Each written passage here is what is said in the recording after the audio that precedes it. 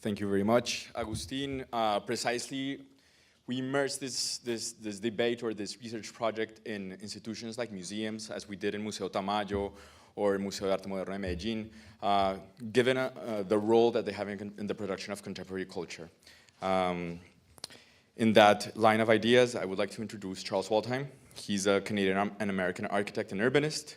Waldheim's research examines the relations between landscape, ecology, and contemporary urbanism. He's author, editor, or co-editor of numerous books on these subjects, and his writing has been published and translated internationally.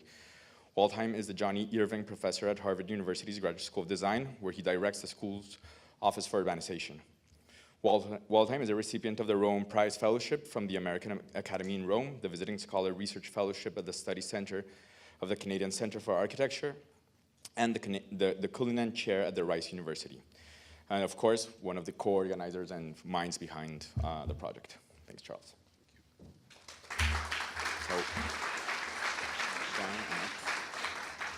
Thank you, Pedro. Thanks to all of you for being here. And thanks especially to Malba. Thank you, Agustin, for that spirited introduction. It's a fact. I want to say just a word about cultural institutions and museums just now. I have a role in a small museum in Boston called the Isabella Stewart Gardner Museum as a curator of landscape there. And it's clear from the research that they've been doing at the Gardner Museum that in North America today, museums are the institutions of civil society that are held in the highest esteem. Museums seem to be the institutions that have maintained their standing even more so than architects, even more so than university professors. I can tell you museums are in part the future in terms of public trust, and in that context have a lot to offer us. So thank you, Agustin and Malba, for your support. I don't want to rehearse the acknowledgments that you've already heard, but I want to begin by acknowledging, more so than any one single person, Felipe Vera, who's responsible for this series. The series has been, over the last several years, very productive for us. We felt it very important to be on the ground in the Southern Cone, to be able to experience and learn from the experience of urbanists and architects here.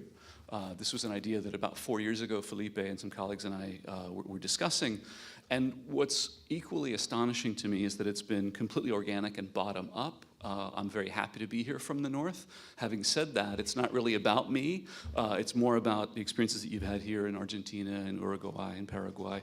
And over the last 4 years, what's been really extraordinary for us is to see the groundswell of support and interest in these topics. Of course, each of these contexts has been quite different. We are looking forward to your feedback and advice about how best to move this forward as a series. We're thinking about maybe doing something back in Cambridge to receive these 5 conversations. We do have a website, we do have a folio of projects and a kind of peer review process and an advisory board. But we're very much looking to join in a conversation with you today and these days here in Buenos Aires. I, of course, also want to acknowledge my core team, Jeanette Suri, Pedro Aparicio, Daniel Quizada-Lambo, all of my team back at the Office for Urbanization, of course, David Rockefeller Center, the Marcellus. Thank you so much for all your support over many, many years. And of course, our partners here, Torquato de Telia, Ciro, thank you for all your support, University of Buenos Aires, and all of our partners in the region. Over the last 2 decades, landscape has emerged as a medium of urbanization, and this has been accompanied by a disciplinary shift and a shift in some ways in power relationships between design disciplines. This is a discourse that now speaks for itself, let's say. If 2 decades ago, landscape was associated with something outside the city, something natural as opposed to something cultural, what's happened in many parts of the world over the last 2 decades is the idea that landscape has emerged as a medium of urbanization itself. And this is also implicated in shifts of alignments within design schools, shifts of relationships between design professionals, and increasingly it has to do with landscape architects operating as the urbanists of our age. My brief comments are really meant to just set the stage a little bit. I wanted to begin a little bit by returning to questions of ecology. So to invoke landscape is in some ways to evoke ecology. In some ways, we're really dealing with ecology in a variety of ways when we talk about landscape. And it's also among the most interesting sources of confusion in these conversations. And so I wanted to start here. More often than not, when we're talking about landscape, we're talking about ecology in a variety of simultaneous valences or simultaneous meanings. Of course, ecology begins in the 19th century as a branch of biology associated with the relationship between species and their environments. It's important to note that as a Germanic science, of course, we were not species in the 19th century, so we're outside of the model. By the 20th century, we have the secondary layer of ecology in which human beings are implicated in the models. You can see this here in Gregory Bateson's Steps to an Ecology of Mind. Bateson argued that we're not outside the ecology for which we plan. We're always inevitably a part of it, and that's both the charm and the terror of it. So we're implicated in the models of the natural world, and by us, I mean cities, urbanization, all of us. And by the close of the 20th century, by now in contemporary culture, we also have to understand that for many, many people, ecology transcends even that. Ecology is now fully an epistemology. It's an ontological framework, let's say. And I think there are many authors who have suggested this. Guattari's Three Ecologies points in this direction. Ecology, in this sense, questions the whole of subjectivity. When we talk about landscape in the city, when we talk about ecology in the city, there are two key things that I would begin with. The first is the idea that it's not about landscape existing outside the city, but rather landscape as a medium of agency in making the city. And then secondly, that we have these at least three definitions of ecology operating simultaneously. So over the course of the next several hours, these days here, I would ask you to be aware of this and reflect on the idea that for some of us in the room, landscape means an applied natural science. For others in the room, landscape is really a form of subjective human relationship or a model of understanding the city. And for others in the audience, this in fact is a whole ontological framework, a way of understanding our place in the world. And it's that simultaneity of ecology that makes it so prime and I think poignant for us these days. As my colleagues have mentioned, as Pedro has mentioned, my research unit is called Office for Urbanization. We do a couple of different kinds of projects. We often work with cities, with NGOs, we work with foundations, with communities, and we're trying to apply design research and a landscape urbanist agenda about design research in particular to questions of the contemporary city. Often I find in our conversations about ecology and urbanization, we run up across this challenge of the relationship between science or scientific knowledge coming from that applied biology branch on the one hand, and the way that we think about space or the way that we think about urbanization. And it's in this regard that I've been rereading Herbert Simon. I don't know if any of you have run across Herbert Simon. Herbert Simon was the Nobel Prize-winning economist, political scientist. He won the Nobel Prize for his theory of bounded rationality, arguing that our classical economic theories tended to overstate the optimization of decision-making by individual actors.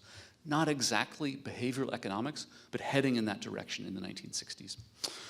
Herbert Simon's main book in 1969 was called The Sciences of the Artificial.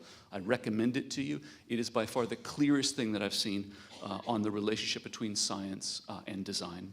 And in this 69 publication, Simon argues that the natural sciences are primarily concerned with how things are. They're empirical.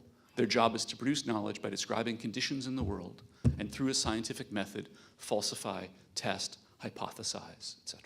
And this is why the resultant or the conclusion of every proper study or every presentation of a study in ecology ends with, we need further study because we're producing knowledge about the world.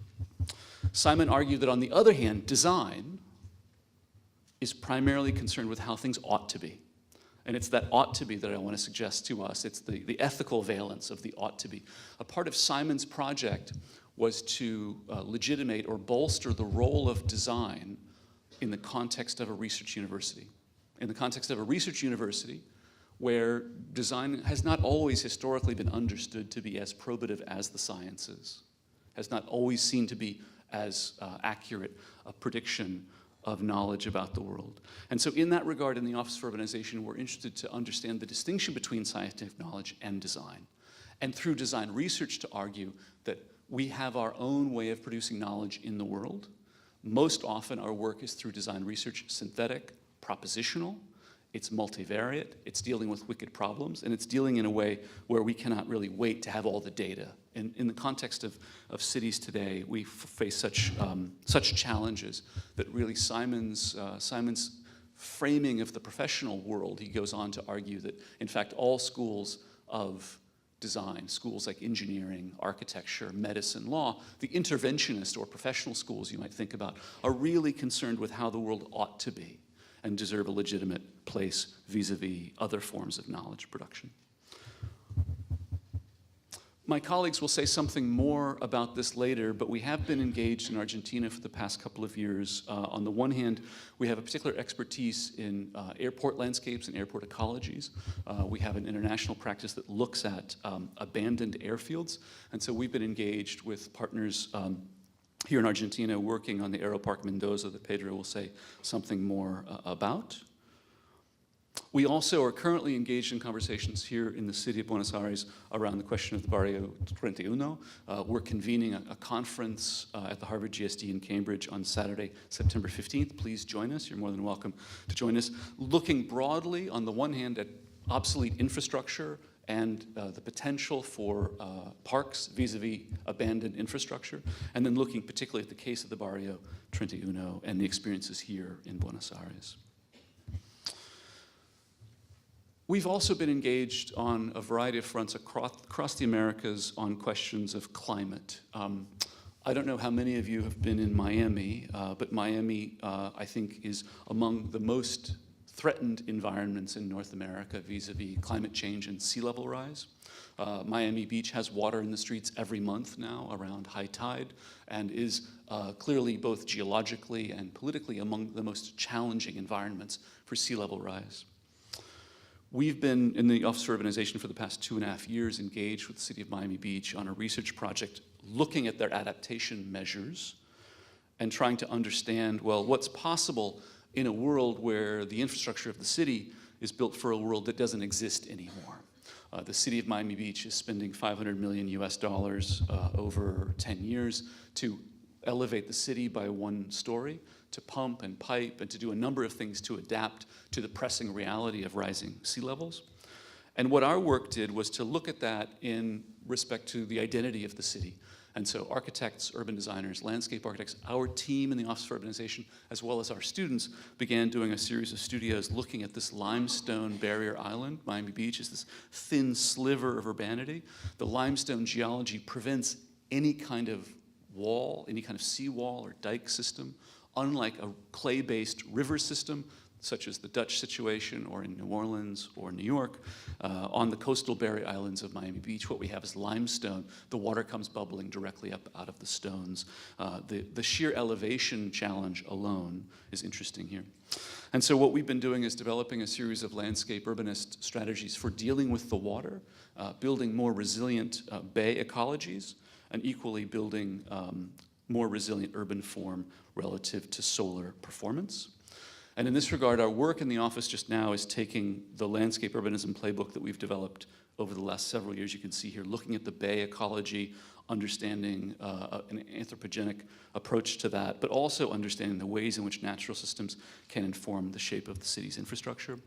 And then bringing to that a more contemporary interest in urban form and a more contemporary interest in what we're referring to as a new heliomorphism. We're interested to build new tools that use solar performance in relationship to urban form so as to bring a more robust urban form agenda to landscape urbanism, but equally to maintain an ecological focus in that work. In this regard, the work that we're doing with the City of Miami Beach is indicative of our broader commitments where we're interested to shorten the time lag between the production of knowledge that we have in Cambridge and its impact in the world, but equally to address the kinds of challenging environments that we see not only in the Americas, but frankly, across the world. So that's just a brief introduction to what we're up to just now, but again, thank you all so much for joining us. Very much looking forward to the conversation. Thanks.